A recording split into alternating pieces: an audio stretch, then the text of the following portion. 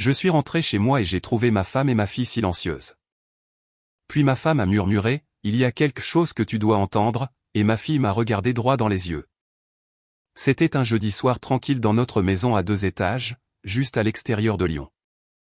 J'avais quitté le bureau un peu plus tôt, pris un bouquet de lys sur le chemin du retour, les préférés de Mélissa, et j'avais même acheté les biscuits préférés d'Émilie à la boulangerie de la rue du Chêne.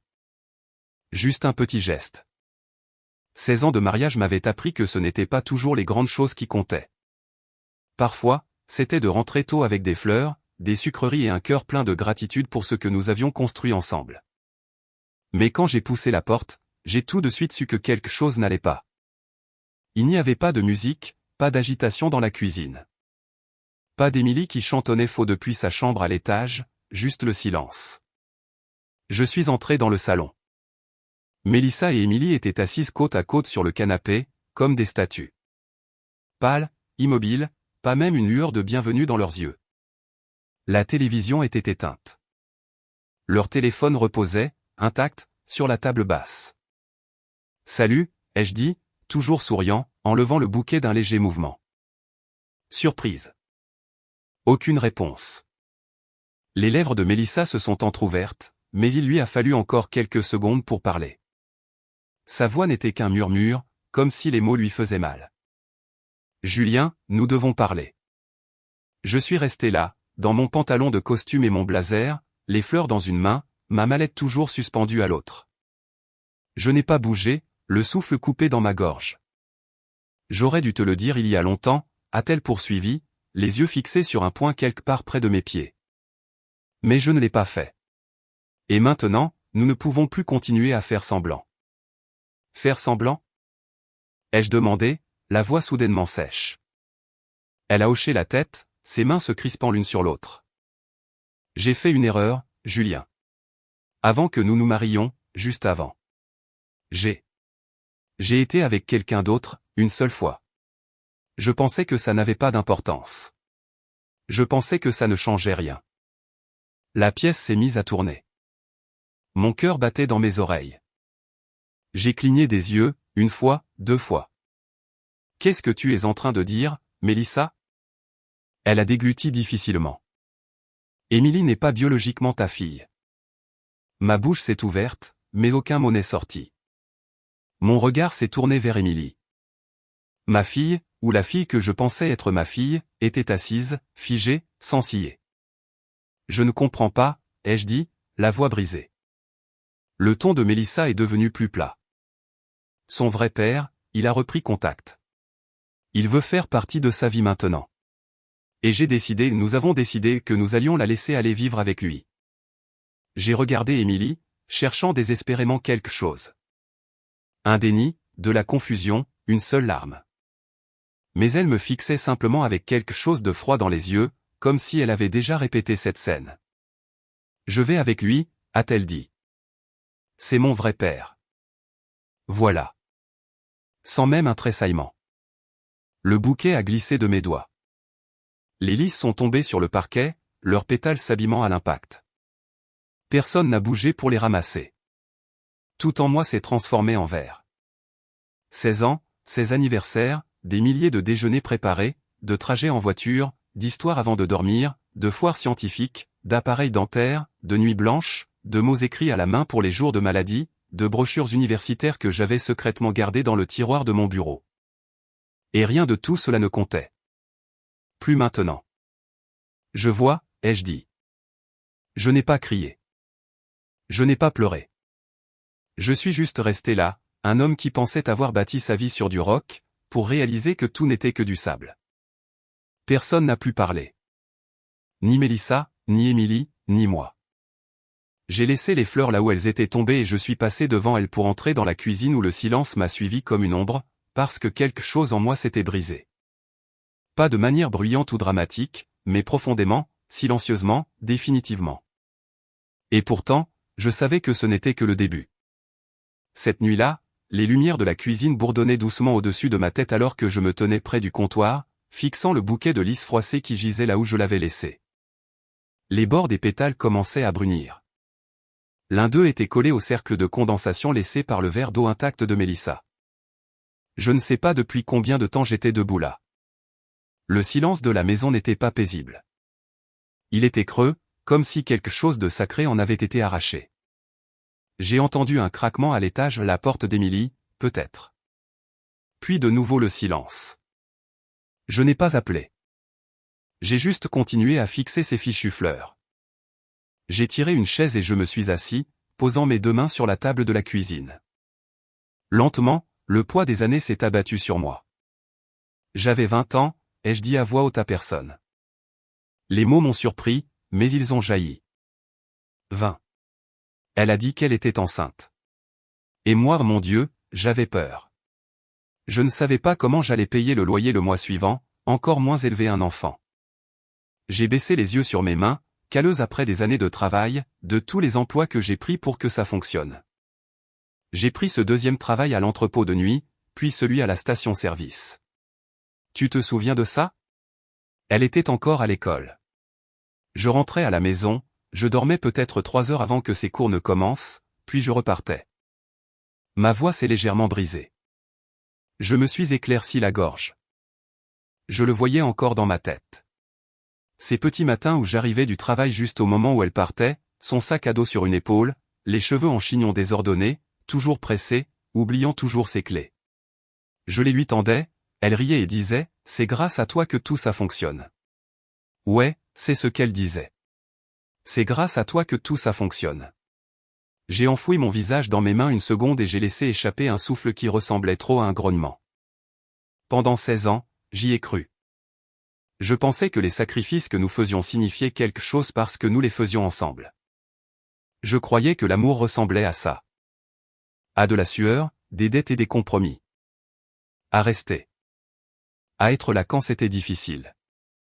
Maintenant, je commençais à réaliser que j'étais peut-être le seul à penser ça. Le grincement d'une chaise m'a sorti de mes pensées. Je me suis légèrement tourné. Mélissa. Elle est entrée dans la cuisine comme un fantôme, les yeux rouges mais secs maintenant. Elle n'a pas regardé les fleurs. Elle ne m'a pas regardé. Je ne suis pas ici pour me battre, a-t-elle dit doucement. Je n'ai pas répondu. Elle s'est dirigée vers le réfrigérateur, l'a ouvert, a regardé fixement à l'intérieur comme si elle avait oublié ce qu'elle était venue chercher. « Tu ne vas vraiment rien dire ?» a-t-elle demandé, sa voix acérée sur les bords. Alors je me suis tourné vers elle, toujours calme. Trop calme. J'ai déjà tout dit par la façon dont je suis resté là sans jeter le vase. Par la façon dont je suis parti au lieu de m'effondrer devant toi. Elle s'est alors retournée, la mâchoire serrée. Je ne voulais pas que ça se passe comme ça. J'ai presque ri. Alors tu aurais dû me le dire il y a 16 ans. Elle a dégluti. Je me suis levé. Ma voix est sortie plus basse, plus calme, mais plus lourde. Tu as eu 16 ans pour arranger ça. 16 ans pour me regarder dans les yeux et dire, « Julien, il y a quelque chose que je dois te dire. » Mais tu as attendu qu'il revienne, qu'il veuille jouer au papa. Et là, soudainement, la vérité comptait. Mélissa a détourné le regard. J'avais peur, a-t-elle murmuré. Moi aussi, j'avais peur, ai-je dit, la voix brisée. Mais je me suis quand même présenté. Chaque jour. Elle a hoché lentement la tête, les lèvres tremblantes. Je sais. J'ai secoué la tête. Non, tu ne sais pas. Et sur ce, je suis passé devant elle. Je suis allé dans le couloir, j'ai ramassé doucement les fleurs sur le sol et je les ai jetées à la poubelle. Parce que quoi que nous ayons eu, ce n'était pas enraciné dans l'amour. C'était enraciné dans un mensonge. Et maintenant, je devais construire autre chose. Pas pour elle, ni même pour Émilie, mais pour moi. Le lendemain matin, j'étais assis à la table de la cuisine avec une tasse de café que je n'ai pas touchée, et mon ordinateur portable ouvert devant moi. Le soleil se levait à travers la fenêtre de la cuisine, illuminant la poussière dans l'air. Mais tout ce que je voyais, c'était le curseur qui clignotait dans le coin de l'écran, attendant mon prochain clic. Mon curseur planait sur l'onglet des paramètres du compte. J'ai hésité, non pas parce que j'avais des doutes, mais à cause de ce que cela signifiait. Puis j'ai cliqué. Première chose que j'ai faite, j'ai gelé le compte d'épargne commun, bloqué les cartes de crédit, annuler les virements automatiques vers le plan d'épargne universitaire dans lequel nous versions de l'argent depuis des années. Chaque clic était comme fermer une porte. Le dernier, les frais de scolarité d'Émilie, a pris plus de temps. Le paiement devait être effectué à la fin de la semaine, une grosse somme pour garantir son premier semestre à l'université de Lyon. J'ai regardé la page de confirmation. Puis j'ai cliqué sur annuler. À l'heure du déjeuner, mon téléphone bourdonnait déjà. Je l'ai ignoré. À 22h07, la porte d'entrée s'est ouverte violemment comme si on lui avait donné un coup de pied. Mélissa est entrée en trombe, les joues rouges, les yeux écarquillés de fureur. « Tu as annulé les frais de scolarité d'Émilie » a-t-elle crié avant même que la porte ne se soit refermée. Je me suis levé lentement. Oui. Ses mains se sont posées sur ses hanches. Es-tu devenu fou? Tu punis un enfant, Julien. Je n'ai pas bronché. Non, ai-je dit froidement. Je refuse de continuer à payer pour le confort de personnes qui m'ont menti pendant 16 ans. C'est ta fille. A lancé Mélissa. Vraiment? Ai-je demandé, mon ton glacial, parce que selon toi, ça n'a jamais été certain. Ses lèvres tremblaient de rage. Julien, allons. Ce n'est pas une question de son ADN. Tu l'as élevée. Tu l'aimes. C'est ta petite fille. Non, ai-je interrompu. C'était ma petite fille jusqu'à ce qu'elle s'assoie en face de moi hier et dise qu'elle partait avec son vrai père. Ces mots, pas les miens. C'est une adolescente, Julien. Elle ne comprend pas ce qu'elle dit. Elle a 16 ans, ai-je dit, la voix ferme. Assez grande pour conduire. Assez grande pour choisir son camp. Assez grande pour blesser quelqu'un avec précision. Ne prétends pas que ce n'est qu'une phase. Mélissa s'est approchée comme si elle pouvait physiquement me ramener à la raison. Tu es en colère. Très bien. Sois en colère contre moi, mais ne t'en prends pas à elle. Je ne suis pas en colère, ai-je répondu sèchement. J'en ai fini. Elle a cligné des yeux. Cela a semblé la frapper plus durement que tout le reste. Tu ne peux pas simplement la rayer de ta vie, a-t-elle pleuré. Qu'est-ce qu'elle est censée faire maintenant? Et son avenir? J'ai croisé les bras. Tu aurais dû y penser avant de la laisser vivre dans un mensonge, ai-je dit. Tu n'as pas le droit de me trahir et de t'attendre encore à ce que je finance les conséquences. Les yeux de Mélissa se sont remplis de larmes. Elle est toujours ta fille à tous les égards qui comptent. J'ai fait un pas en avant. Si c'était vrai, elle ne se serait pas assise là comme une étrangère pour choisir quelqu'un qu'elle connaît à peine plus tôt que moi. Mélissa a baissé les yeux, soudainement silencieuse. J'ai continué. Tu veux parler de trahison? Parlons de tous ces services de nuit que j'ai faits pour qu'elle puisse participer au voyage scolaire. Parlons des heures que j'ai passées à l'aider avec ses devoirs de calcul alors que je n'ai jamais terminé mes études.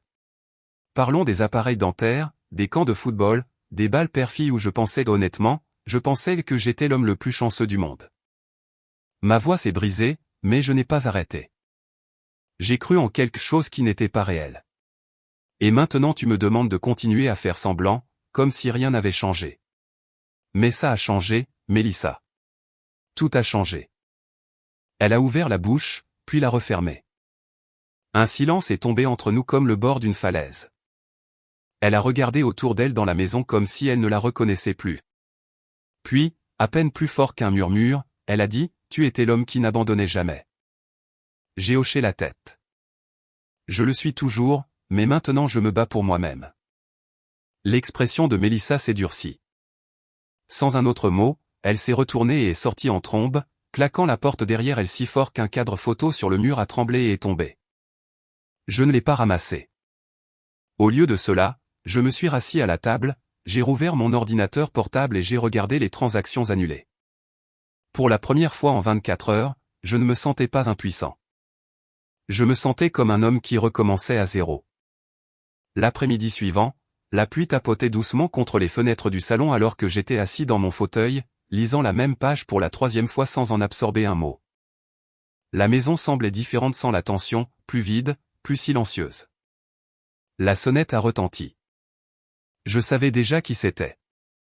Quand j'ai ouvert la porte, Émilie se tenait là, son sac à dos sur une épaule, les cheveux attachés en arrière comme elle savait que j'aimais. Elle a souri. Un sourire petit, prudent, répété. « Salut, papa », a-t-elle dit, comme si la veille n'avait jamais existé. Je me suis écarté. « Entre ». Elle est passée devant moi et est allée directement sur le canapé, repliant ses jambes sous elle comme elle en avait l'habitude. Posture familière, tactique familière. Je pensais, a-t-elle commencé d'un ton léger, que nous devrions probablement parler des trucs de l'université. Le bureau des finances m'a envoyé un courriel ce matin. Je ne me suis pas assis. À quel sujet ? Ai-je demandé. Elle a levé les yeux vers moi, clignant des paupières. Ils ont dit que le paiement n'est pas passé. C'est probablement juste une erreur, non ? J'ai croisé les bras. Non. Son sourire a vacillé. Comment ça, non ? Je veux dire que ce n'était pas une erreur. Je l'ai annulé. Son ton a changé instantanément. Pourquoi ferais-tu ça ? J'ai penché la tête. Dis-moi, toi. Elle a soupiré de manière dramatique. Papa, c'est entre toi et maman. Tu m'entraînes là-dedans sans raison. J'ai laissé échapper un lent soupir. Tu t'y es entraîné hier quand tu m'as dit que tu partais avec ton vrai père. Elle s'est raidie. Je ne le pensais pas comme ça. Tu le pensais exactement comme ça sonnait. Elle a croisé les bras. Tu es injuste. J'ai presque souri. Presque. Cette phrase, ai-je dit calmement, fonctionnait quand tu avais 12 ans. Quand tu voulais un couvre-feu plus tardif ou un nouveau téléphone. Mais elle ne fonctionne plus. Ses yeux se sont rétrécis. Qu'est-ce que ça veut dire ? Ça veut dire que la culpabilité ne me fera pas bouger. Les larmes non plus. Et faire semblant que rien n'a changé. J'ai secoué la tête. Point, ce n'est pas du respect. C'est de la manipulation. Ses joues sont devenues rouges. Tu agis comme si j'étais une sorte de méchante. J'agis comme un homme qui vient de découvrir que toute sa vie était bâtie sur un mensonge, ai-je répondu, et qui fait enfin attention. Elle s'est levée. Et alors ? Tu en as juste fini avec moi. J'ai rencontré son regard. Non, mais j'en ai fini d'être manipulé. Elle a ricané. Ouah, maman avait raison. Tu es vraiment devenu froid. Je n'ai pas haussé la voix. Nous allons faire un test ADN. Ses yeux se sont écarquillés. Quoi ? Un test, ai-je répété. Ordonné par le tribunal. S'il le faut. D'ici là, tout est en pause. C'est insensé, a-t-elle lancé. Tu m'as élevé. C'est vrai, ai-je dit doucement. Et c'est pour ça que ça fait mal. Mais l'amour ne signifie pas renoncer à ma dignité. Elle m'a regardé comme si elle ne me reconnaissait pas. Alors, je ne compte plus maintenant ? A-t-elle demandé. Tu comptes, ai-je dit. Mais le respect aussi. Et en ce moment, tu demandes de l'argent tout en me traitant comme un inconvénient. Sa mâchoire s'est serrée. Tu es incroyable. J'ai ouvert la porte d'entrée. Nous reparlerons quand la vérité sera claire. Elle a hésité, puis est passée devant moi en trombe, s'arrêtant juste assez longtemps pour lancer une dernière phrase par-dessus son épaule. Tu vas regretter ça. La porte a claqué derrière elle. Je suis resté là dans le calme, le cœur battant mais régulier. Pour la première fois, elle était partie sans avoir gagné, et elle le savait. Le cabinet d'avocat se trouvait en centre-ville, tout en murs de verre et en acier brossé, le genre d'endroit où les émotions sont censées rester à l'extérieur. J'étais assis en face d'un large bureau en chêne, les mains jointes, le dos droit, attendant. L'homme derrière le bureau s'est finalement adossé à son fauteuil. « Monsieur Lefebvre, a-t-il dit lentement, je pratique le droit de la famille à Lyon depuis 28 ans. » J'ai hoché la tête. C'est ce qu'on m'a dit. Il a expiré par le nez. Et je peux honnêtement dire que je n'ai jamais eu une affaire tout à fait comme celle-ci. Cela m'a presque fait rire. Et maintenant ? Ai-je demandé. Il a rapproché un bloc-notes de lui. Maintenant, nous allons mettre de l'ordre dans ce désordre. Première chose, la demande de divorce. Il n'y a pas de solution sans cela. Je n'ai pas argumenté. Et deuxièmement, a-t-il poursuivi en tapotant une fois avec son stylo, nous avons besoin d'un test ADN. Reconnu par le tribunal. Pas de supposition, pas d'émotion, juste des faits. Ma mâchoire s'est crispée. Vous parlez de tester la fille que j'ai élevée, ai-je dit doucement. C'est exact, a-t-il répondu, non sans bienveillance, car d'un point de vue juridique, tout dépend de ce résultat. La garde, les finances, la restitution. Tout. Je me suis adossé, fixant le plafond une seconde. Elle a appelé un autre homme son vrai père, ai-je dit, droit dans les yeux. L'avocat a hoché la tête une fois. Alors le tribunal voudra de la clarté. Et vous aussi. Je l'ai regardé à nouveau. Et si elle n'est pas biologiquement la mienne? Il n'a pas mâché ses mots. Alors vous avez été trompé. Pendant 16 ans. Cela compte. Mes doigts se sont crispés dans ma paume. Et si elle l'est? Alors votre femme a menti sur l'infidélité. Ou elle ne comprend pas la biologie de base, a-t-il dit sèchement. Dans tous les cas, la vérité vous aide. Un silence s'est étiré entre nous. Finalement, j'ai demandé, à quelle vitesse cela peut-il se faire? Il a ouvert un tiroir et en a sorti un dossier. Je peux déposer la demande aujourd'hui. Une ordonnance du tribunal pour le test d'ici quelques jours. J'ai dégluti. Il n'y a pas moyen de l'éviter? Ai-je demandé. Il m'a regardé dans les yeux. Pas si vous voulez le contrôle plutôt que le chaos. Cela a suffi. Faites-le, ai-je dit. Il a hoché la tête, déjà en train d'écrire. Une dernière chose. Votre femme pourrait résister. Appels émotionnels. Accusation. Elle présentera probablement cela comme de la cruauté. Je n'ai pas bronché. Elle présente les choses à sa façon depuis 16 ans. Une lueur de quelque chose du respect, peut-être a traversé son visage. Très bien, a-t-il dit. Alors voici comment nous allons procéder. Il m'a tout expliqué lentement, clairement. Des dates, des documents. Un langage dépouillé d'émotion. Chaque mot semblait froid mais solide. À la porte, il m'a arrêté. Cela va faire mal, a-t-il dit. Même si vous avez raison. Je me suis retourné. Je souffre déjà. Maintenant, je veux juste la vérité. Il a hoché la tête une fois. Je suis sorti sous le soleil de l'après-midi, la ville bougeant autour de moi comme si rien n'avait changé, mais c'était le cas, car pour la première fois depuis que le mensonge avait fait surface, je ne réagissais plus. Je décidais. C'était un jeudi matin gris lorsque je me suis garé sur le parking devant le complexe d'appartements. Unité 2B, dernier étage, l'endroit que Mélissa et Émilie appelaient maintenant leur maison. Je suis sorti de la voiture alors que 2 officiers en uniforme et une paire de techniciens de laboratoire silencieux, porteurs de presse-papier, suivaient derrière. Tout était procédural, calme, stérile, mais je sentais déjà la tempête qui attendait derrière cette porte. Un des officiers a frappé. Une pause. Puis la porte s'est ouverte, juste une fente au début. Mélissa. Son visage est devenu pâle à la seconde où elle m'a vu, ainsi que les uniformes derrière moi. Sa voix tremblait. Julien, qu'est-ce que c'est?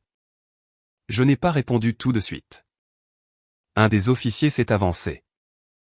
Madame, nous avons une ordonnance du tribunal. Nous sommes ici pour effectuer un test ADN conformément à la requête déposée le 9 décembre. Vous avez été notifié. Ses yeux se sont tournés vers moi, la panique montant. Tu n'es pas sérieux. J'ai rencontré son regard. Tu as été assigné. Tu n'as pas répondu.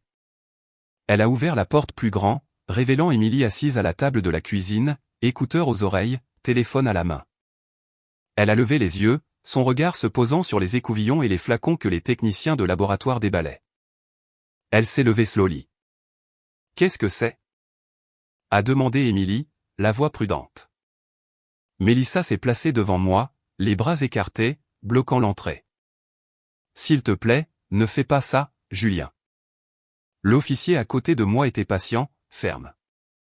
Madame, si vous faites obstruction à l'ordonnance, vous serez en violation de la cour. La voix de Mélissa s'est brisée. Tu n'es pas obligé de faire ça. On peut parler. On peut arranger ça. Je ferai n'importe quoi. Je l'ai regardée, impassible. Tu as eu 16 ans pour parler, ai-je dit. Elle a secoué la tête. Tu nous punis tous pour une seule erreur. Je n'ai pas scié. Non, je la corrige. Derrière elle, Émilie se tenait rigide. Tu fais vraiment un test? A-t-elle demandé.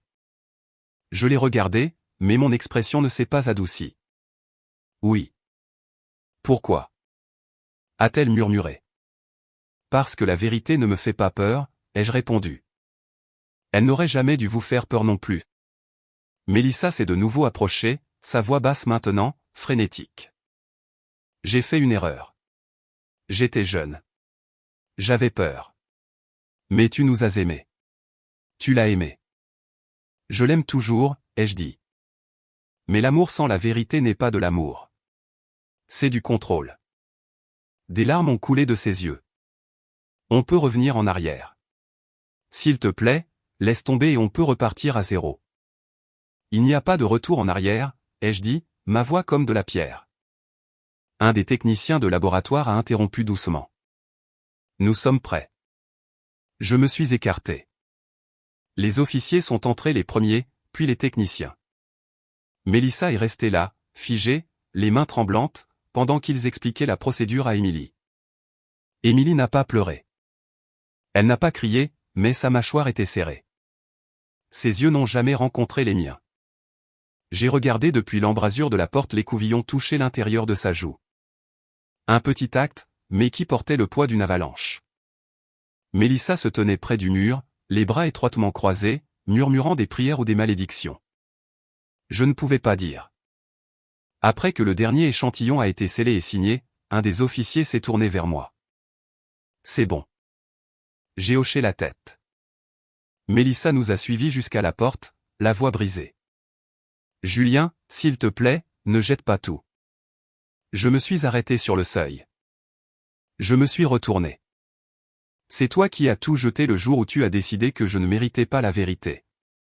Et puis je suis sorti. La porte a cliqué derrière moi.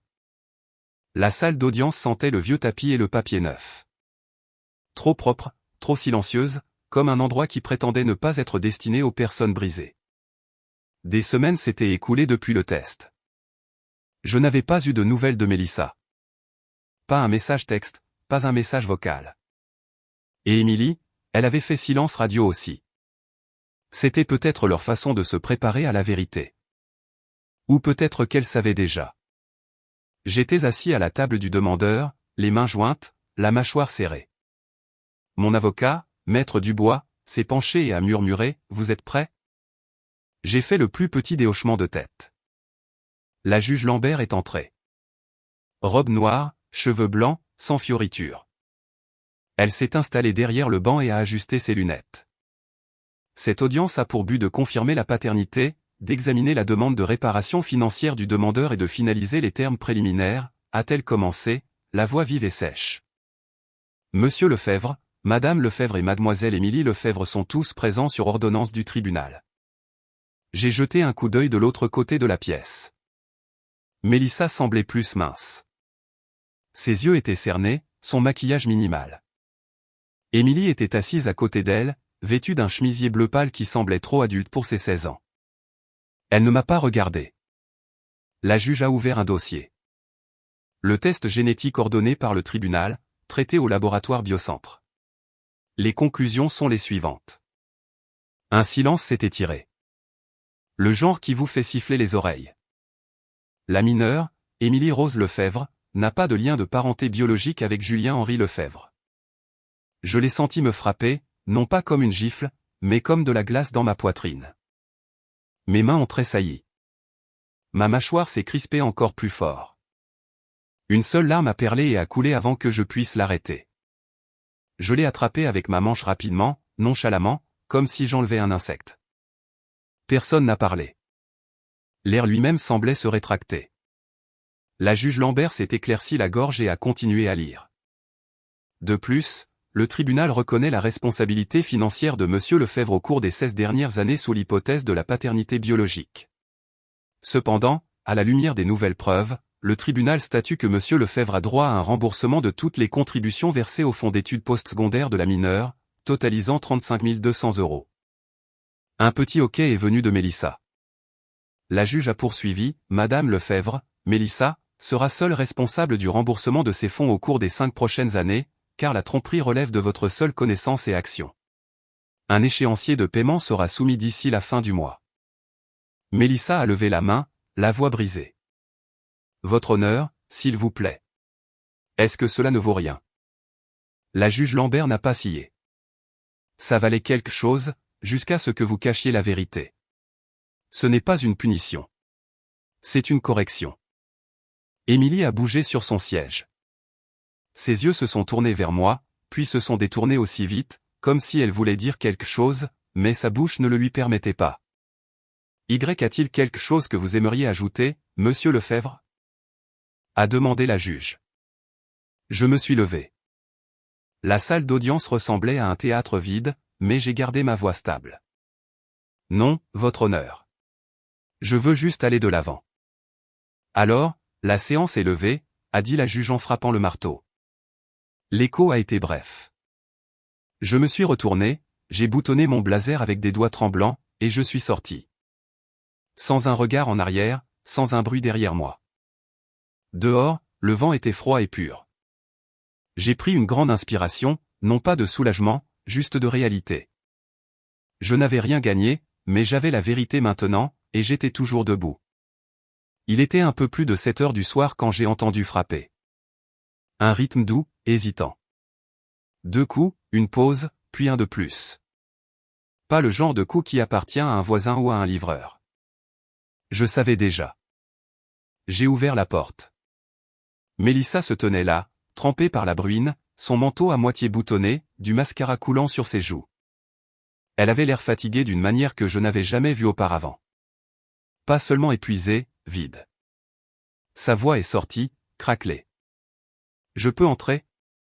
Je me suis écarté sans un mot. Elle est entrée lentement, regardant autour d'elle comme si la maison appartenait à quelqu'un d'autre. Maintenant, c'était le cas. Elle s'est assise sur le bord du fauteuil du salon, ses doigts s'agitant sur ses genoux. Je suis resté près de la fenêtre, les bras croisés, attendant. Je ne sais pas par où commencer, a-t-elle murmuré. Commence par la vérité, ai-je dit. Mélissa a dégluti difficilement. Il est parti. Je suis resté silencieux. Elle a levé les yeux vers moi, le regard vitreux. Le vrai père d'Émilie. Quand il a entendu parler des résultats ADN, de l'affaire au tribunal, de l'argent. Il a disparu. Il a changé de numéro, m'a bloqué, a dit qu'il ne voulait pas être impliqué. Ma mâchoire n'a pas bougé. Elle a continué. Il a dit, et je cite, « Je n'ai jamais signé pour ce bazar. C'est la tienne. » Elle l'a toujours été. Et puis il est parti. Ça me semble logique, ai-je dit sèchement. La voix de Mélissa a tremblé. Je pensais qu'il assumerait. Je pensais qu'il voudrait la connaître, être fier d'elle. Mais il a juste disparu. Je n'ai pas bougé. J'ai juste regardé par la fenêtre la pluie tracer des chemins sinueux sur la vitre. Et maintenant, elle a le cœur brisé, a-t-elle dit. Elle ne l'admettra pas, mais je le vois. Elle est en colère, confuse. Elle ne me parle pas beaucoup. Toujours, je n'ai rien dit. Mélissa s'est levée, traversant lentement la pièce. Sa voix est tombée à un murmure tremblant. Je sais que je ne mérite pas ton pardon. Je le sais. Mais Julien, nous avons été une famille pendant 16 ans. Nous étions heureux, n'est-ce pas? Je me suis tourné pour lui faire face. L'étions-nous, Mélissa, ou étais-tu simplement douée pour faire semblant? Ses lèvres ont tremblé. S'il te plaît, ne fais pas ça. Je ne fais rien, ai-je dit calmement. C'est toi. Tu as pris les décisions. Tu as créé les mensonges, et maintenant tu veux que j'oublie tout ça parce que tu as peur. Des larmes ont coulé sur ses joues. Je veux juste retrouver ma famille. J'ai laissé le silence s'installer entre nous comme un mur. Je t'ai donné les meilleures années de ma vie, ai-je dit doucement. Quand nous n'avions rien, j'ai travaillé à 3 emplois pour construire quelque chose à partir de rien. J'ai tout donné sans hésitation, sans ressentiment. Et pendant tout ce temps, tu cachais la seule chose qui comptait le plus. J'avais peur que tu me quittes, a-t-elle sangloté. J'ai hoché la tête. Et maintenant tu sais à quoi ça ressemble quand je le fais. Elle a tendu la main, sa main effleurant la mienne. S'il te plaît, on peut reconstruire. Je jure que je passerai le reste de ma vie à me rattraper. J'ai regardé sa main, puis elle. On ne peut pas reconstruire quelque chose qui n'a jamais été réel, ai-je dit. Son souffle s'est coupé. Julien. Je me suis dirigé vers la porte, je l'ai ouverte lentement, et je me suis écarté. Elle m'a regardé à travers ses larmes. Tu le penses vraiment? J'ai hoché la tête. Oui. Et malgré tout, je suis reconnaissant. Elle a cligné des yeux, confuse. Reconnaissant? Reconnaissant, ai-je dit, ferme et sûr, parce que maintenant je peux construire quelque chose d'honnête. Quelque chose qui n'est pas maintenu par des secrets et de la culpabilité. Elle a couvert sa bouche alors qu'un autre sanglot s'échappait. J'ai tenu la porte ouverte. Je suis désolé, a-t-elle murmuré. Je te crois, ai-je dit, mais ça ne change rien. Elle est sortie lentement, son corps tremblant. Et alors que je fermais doucement la porte derrière elle, j'ai ressenti quelque chose que je n'avais pas ressenti depuis longtemps. La paix. 3 jours après que Mélissa a quitté mon seuil en larmes, c'est Émilie qui s'est présentée. Elle n'a pas frappé tout de suite. Je l'ai vue par la fenêtre, debout sur le porche, les bras croisés sur sa poitrine, se rongeant le bout de l'ongle comme elle le faisait quand elle était nerveuse avant les examens. La même énergie nerveuse, la même vulnérabilité silencieuse. Après 1 minute, elle a finalement levé la main et a frappé. J'ai ouvert la porte. Elle avait l'air différente, moins soignée que d'habitude. Pas de maquillage, les cheveux attachés en un chignon désordonné, un sweat à capuche trop grand qui l'avalait. Elle ne jouait pas un rôle aujourd'hui. Elle ressemblait à quelqu'un qui n'avait plus de personnages derrière lesquels se cacher. « Je peux entrer ?» a-t-elle demandé doucement. Je me suis écarté. Oui. Nous nous sommes assis l'un en face de l'autre à la table de la cuisine. Elle a regardé la pièce comme si elle la voyait pour la première fois depuis des années. Ses doigts ont tracé le bord de la table, rayé et taché par les projets scolaires de fin de soirée et les déversements de crêpes du dimanche matin. Cet endroit semble plus petit, a-t-elle dit. C'est le silence, ai-je répondu. Elle a hoché la tête, puis est allée droit au but. J'ai besoin d'aide pour l'université et les frais de scolarité. Ils sont de nouveau dus dans 2 semaines, et je sais ce qui s'est passé au tribunal. Je sais que tu as tout annulé. Je ne suis pas ici pour me battre. J'ai attendu. Elle a inspiré. Et je ne suis pas ici pour te faire culpabiliser. Je le jure. C'est juste que je n'ai nulle part où aller. Maman est à sec. Et l'autre gars, mon père biologique, il ne veut rien savoir de moi. Apparemment, être un vrai père s'arrête quand il y a un prix à payer. Sa voix s'est un peu brisée à la fin, mais elle s'est rapidement éclaircie la gorge et a continué. Je sais que tu ne me dois rien.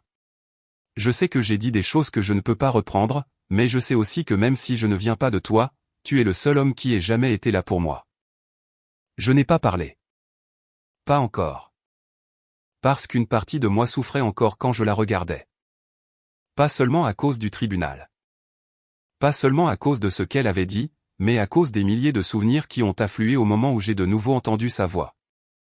La petite fille qui grimpait sur mes genoux après des cauchemars. La fille qui courait dans mes bras après son premier genou écorché.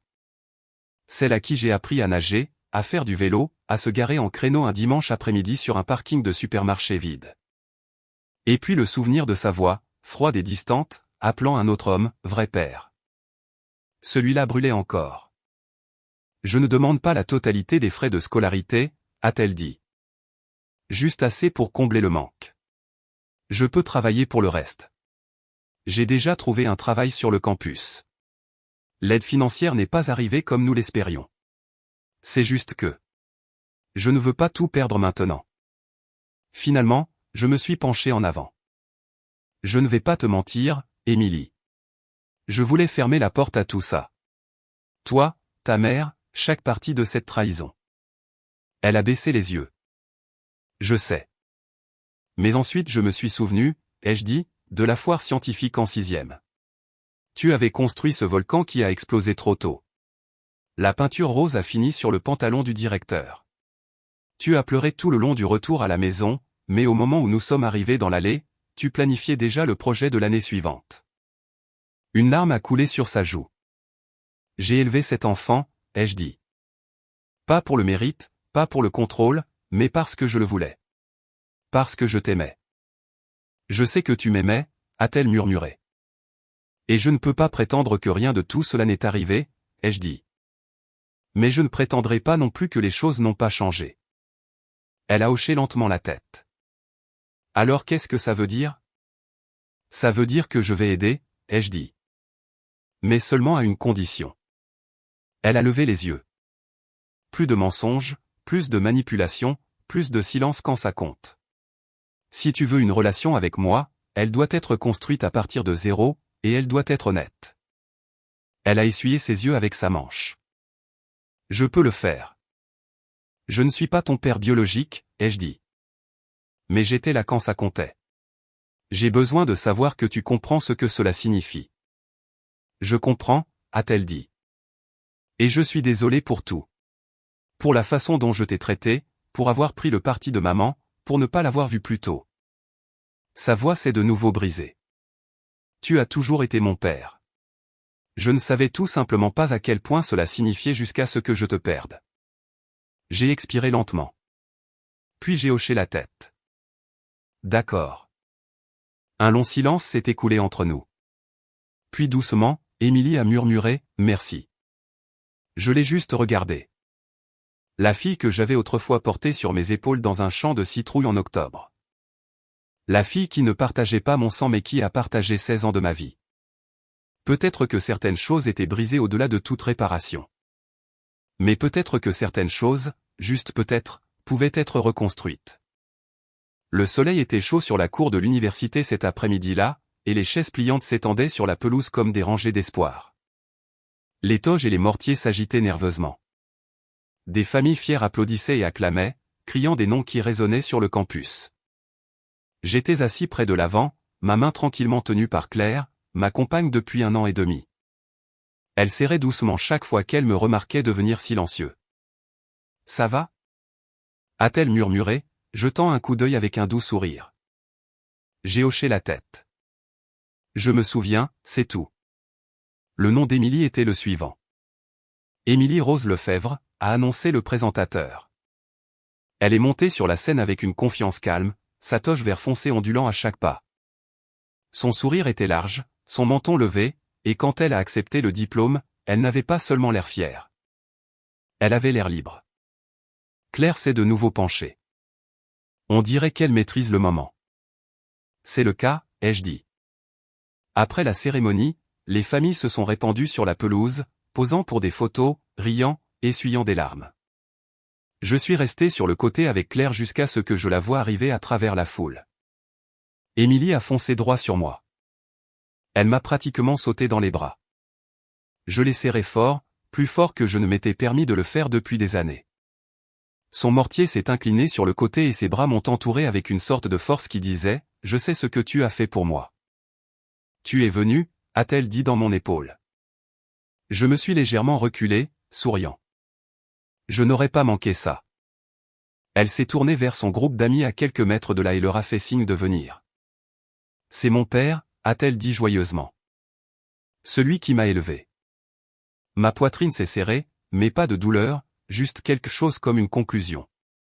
Ses amis ont souri, ont hoché la tête, m'ont serré la main, ont dit de belles choses sur son discours. Émilie rayonnait. Puis, quand ils se sont éloignés vers leur propre famille, j'ai regardé autour de moi. Mélissa n'était pas là, même pas au loin.